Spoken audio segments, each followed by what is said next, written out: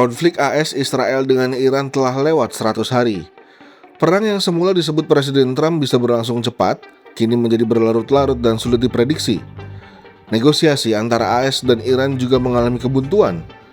Kedua pihak mengirimkan pesan yang beragam dan secara berkala melancarkan serangan militer. Selat Hormuz sebagian besar masih tertutup bagi lalu lintas maritim. Dampak dapat langsung terlihat di jalur perdagangan energi.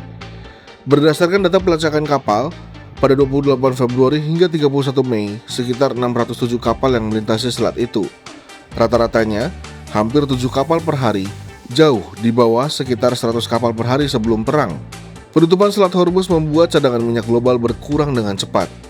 Blokade AS terhadap pelabuhan Iran sejak pertengahan April juga semakin mengganggu pengiriman komersial.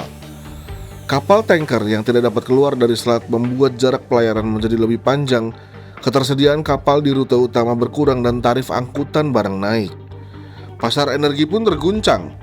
Harga minyak hampir berlipat ganda dalam 3 bulan terakhir. Badan Energi Internasional menggambarkan gangguan ini sebagai guncangan energi terbesar yang pernah ada.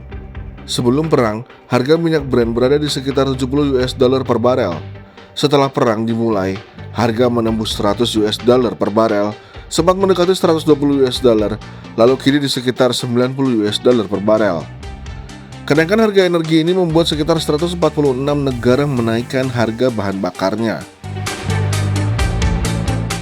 Negara-negara Asia yang mengimpor sekitar 60% minyak dari Teluk menjadi salah satu yang paling terdampak.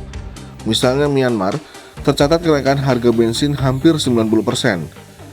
Dampaknya tidak berhenti di bahan bakar, tapi menjalar ke banyak produk sehari-hari dari plastik hingga deterjen. Tekanan energi juga bisa menjalar ke pangan, sebab produksi pangan global bergantung pada gas alam untuk mengolah pupuk. Akibatnya, harga pangan bergerak seiring harga energi. Di pasar keuangan, dampak perang terlihat dari volatilitas di berbagai kelas aset. Namun, di Wall Street, indeks utama AS justru mampu menghapus kerugian awal. Bahkan S&P 500 mencetak rekor tertinggi baru. Investor terlihat mengabaikan dampak perang. Sementara itu, tekanan lain muncul dari pasar obligasi dan inflasi di sejumlah ekonomi besar.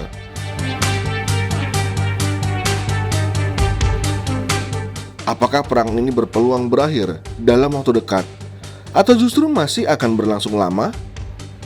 Lalu, apa dampak ekonomi yang akan dirasakan dunia jika perang ini terus berlanjut?